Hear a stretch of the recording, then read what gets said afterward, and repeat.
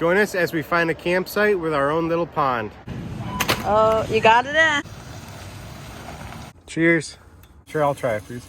Hey, how's it going up here? Just finishing up getting our stuff packed and in the car, and as you can see, I already put on the bike rack for the season, but I did not put the fridge slide back in, so we're just going to be using this little Playmate cooler to hold our food tonight. We're headed out now, and it's about an hour to the campsite we're going to, but first we're stopping at Trader Joe's to get some stuff for dinner. Oh, you got it in. These look pretty good. Oh, that's cute. We just got some snacks, dinner for tonight, and lunch for tomorrow, and we're going to be en route to the campground. We are heading down to the Catskills near the town of Shandaken to go to the Alabend campground, and that is a state forest campground that is free, first come, first serve.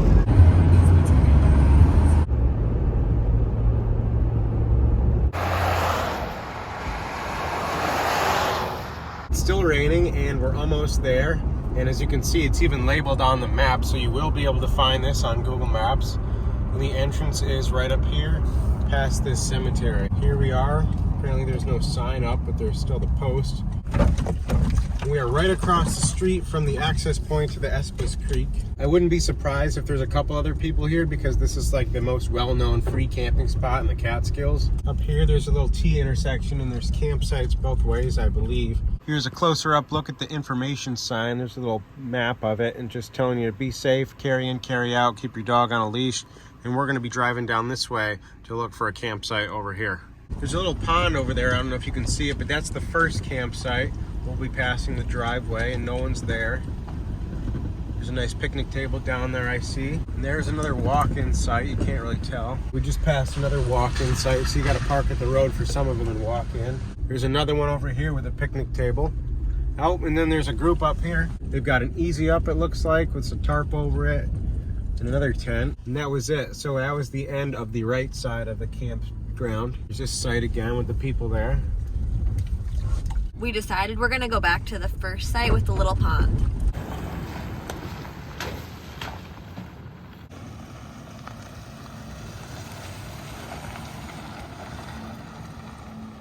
As you can see, we actually ended up deciding to back in, and this is site number 4, and the information little sign that I showed you earlier is right down there. So we're the first one off to the right at the intersection. I'm currently in the road. This is the driveway. It's nice and wide, so you won't have any trouble getting two cars next to each other. Or if you have a camper, there's room to back it in. This is that pond. There's a nice little rock area over here.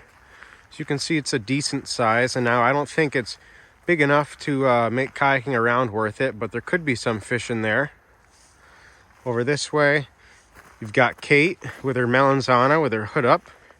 And then you've got a little gravel area with your big picnic table and fire pit. And there are a couple grates on it. And there's another grate over there to use. And then I think that that is another campsite down over that way.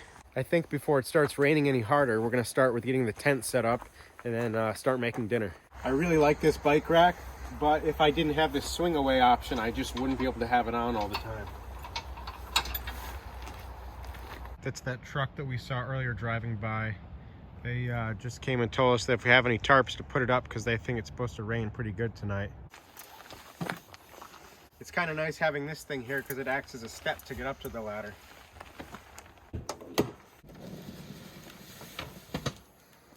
Here you go. Thank you. Thanks.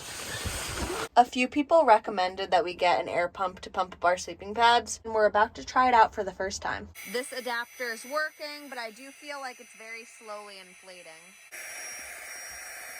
I think Kate's done putting the sleeping pads and sleeping bags up at this point, and I just got the heater plugged in and set up and started.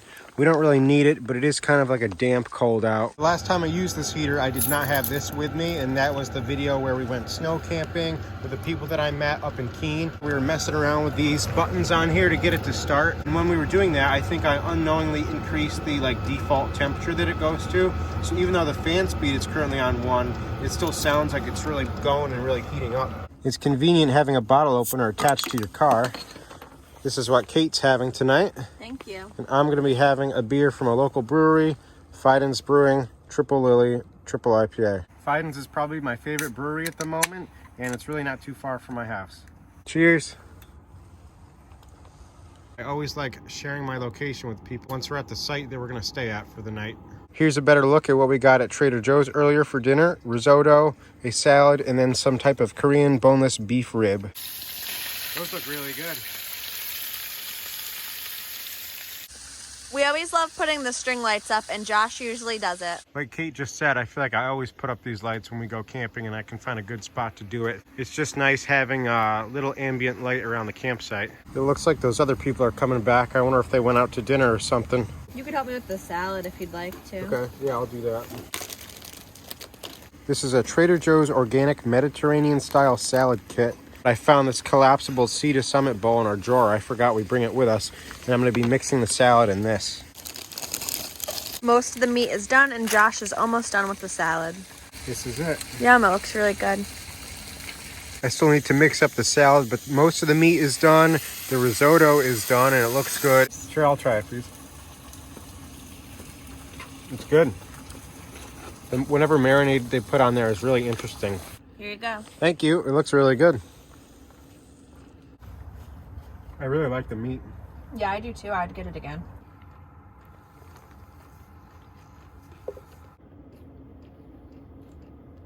We're still eating dinner, but I wanted to share that I had camped at this site once before, and it was November of 2019. And I was with a whole big group of people, and we actually stayed at the end of the road, just like all over the place. And it was me, my friend Kyle and Zach, and 2 dogs in my awning room off the side of my older 4Runner. But I've also driven through this area a couple different times just to check it out, and I've never seen this site available. Someone has always been here, and it's kind of cool, but we don't know where exactly you'd put a tent. We think the best spot would be to like not park as far back as we did and have your tent back this way, or you could have it kind of over near the water. Josh is gonna wait tomorrow, and he's gonna take sunrise shower. I did bring our little propane shower with us, but Kate isn't in the mood to take one, and I don't think I am either. And while I did bring wood with us so we could have a fire, on the way here we saw at the local fire department that there's a burn ban in effect until like late May, I think it said. So, and it's a little bit later than we thought it would be at this point, since it took us later to get here. We took a while setting up the tent, and then we took a while with dinner. So even though I would like to have one, I don't think we're going to be having a fire tonight. For being a free camp spot, this really isn't that bad of a site at all, with the water view, the big picnic table, and this nice fire pit. I mean, I know some KOAs with electric and water can get up to like $50 to $75 a night. Even at that price, that means that your neighbor's probably like right over here. We've kind of lucked out with no rain since after the first 30 minutes we got here. Right now I'm looking out over the pond.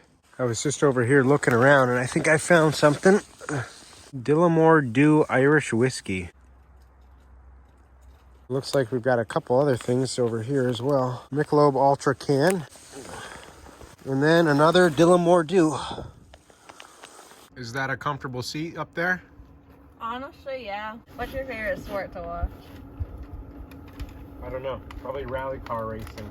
Kate and I have just been hanging out back here having some mango slices for dessert, and I'm gonna go check on how the Jackery is at the battery percentage, since the heater's probably been on for like 2 hours now. I know you guys probably can't see it, but it says 96%. But we have lucked out without it raining yet, and it's March 31st, 2023.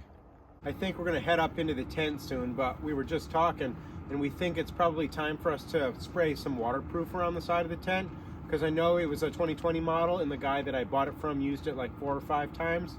And I know I've never sprayed any waterproofer on it, and I doubt he did. But if any of you guys have a roof tent and have waterproofed it before, please let us know in the comments if you have any suggestions, or if it's a good idea or if it's a bad idea. All right, I'm headed up. How does it feel up there? It's probably like mid-30s out right now. Yeah, it feels super warm in here. I think I'm gonna take my sweatshirt off. I'm working on taking down the string lights because I'm about to go join Kate up in the tent. And I do like picking up garbage whenever I can find it, but I'm not going to be picking up this. I'm about to change into what I'm going to wear to bed tonight, and then I'm going to be joining Kate up in the tent. And I think I'm even going to wear these shorts and a short sleeve shirt tonight up in the tent because I think it's just so warm up there. I think that's it for tonight. It's about 9:45, 9:50. Hey, how's it going? Good, how about you? Pretty good. It's nice and warm. You can see I just came up here and got all situated. Kate's reading on her Kindle, and I actually decided to route this thing up on the back entrance this time instead of through a side window, and I've got it hanging up on the ceiling net. I was like, oh, I feel like I'm like smushed every night, and you're like, I feel like I've had plenty of space. And it's like, That's funny. I was just doing some editing. We're gonna head to bed now. It's right about 10:20, I believe. So far it hasn't rained, but the rain might start around 2 a.m. until midday tomorrow. So we will see if that happens, and we will check in the morning. Good morning. We slept okay last night, I'd say. This is the first time we've slept in the roof tent in a while, I feel like, or at least together. And let's check. We were woken up in the middle of the night with heavy rain, probably around like 2 or 3 a.m. I'm not really sure. As you can see, it's not raining anymore. There's a good view of that pond and our campsite again. But the tent sides are still wet, but it seems to still be waterproof. Thought it was still supposed to be raining this morning, so we're gonna try to quickly pack up all of our stuff and get the tent put down. This little pump we got also sucks air out of the sleeping pads, which is nice. It is raining a little bit again, but it's really not that bad. But last night it rained a lot, and the heater was outside because obviously I couldn't put it away when it was all hot, and that got pretty wet. So it'll be interesting to see if that has any problems the next time we use it. I think it's about 55 degrees out already, and as you can see, I'm in shorts. I think this is the last thing, right? Yep. Josh usually opens the tent, and then I usually close it, and he walks around and tucks the sides in. We got everything packed up, and it's starting to rain a little harder, so all I have to do now is just close the bike rack. Thank you.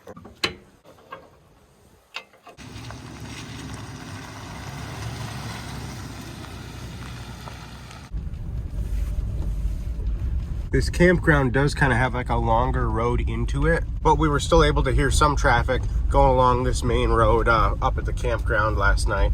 Now we're headed to check out downtown Phoenicia.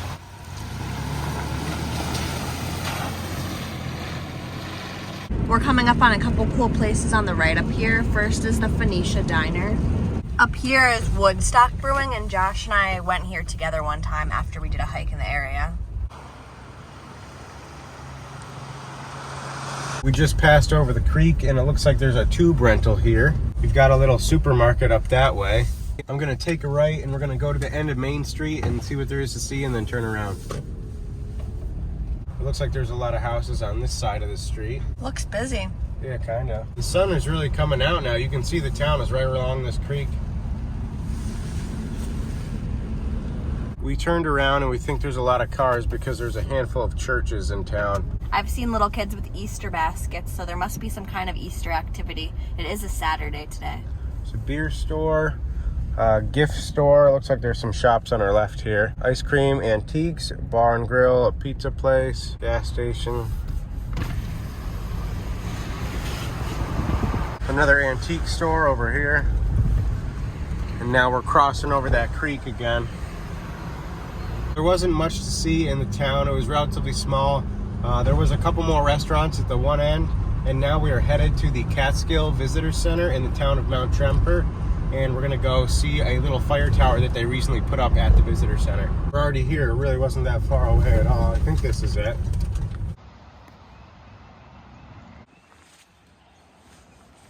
It's already really nice out. It's probably 60 degrees, and the rain keeps coming and going. And after we go in and check out this visitor center, we're gonna do a walk around the property and figure out where that little fire tower is. Thank you. You're welcome. When you open the drawer, a different map comes up. It is pretty cool.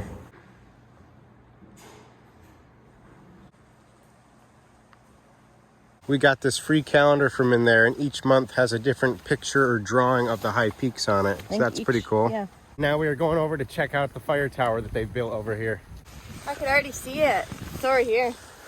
Oh yeah, you can kind of see the base of it. We're at the tower. It was a very quick walk. And the only tower I have not been to yet out of the Catskill ones are this one right here. I just haven't had the time to make it up to Stanford yet. I would say this is a pretty tall fire tower. Yeah, I agree. This one feels very sturdy. You can tell it's nice and new. We're at the top, and Kate's holding on for dear life in two places. And for some reason, the cab is closed. But there's still a decent view from here. It wasn't the best view that I've had from a fire tower, but it definitely wasn't the worst. And it's probably the shortest walk or hike into a fire tower that you'll find. Apparently they have a whole little system of walking trails around the visitor center, so that's what we're checking out now.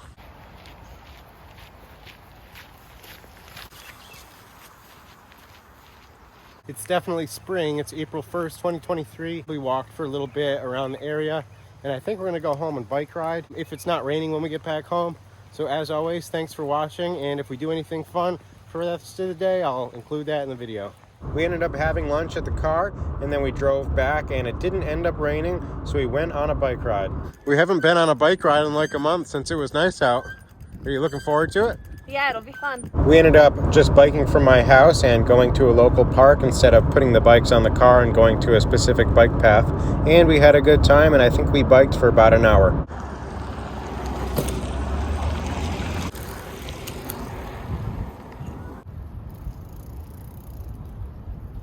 In total, we ended up doing 11.24 miles, and it ended up taking us just under an hour and 10 minutes.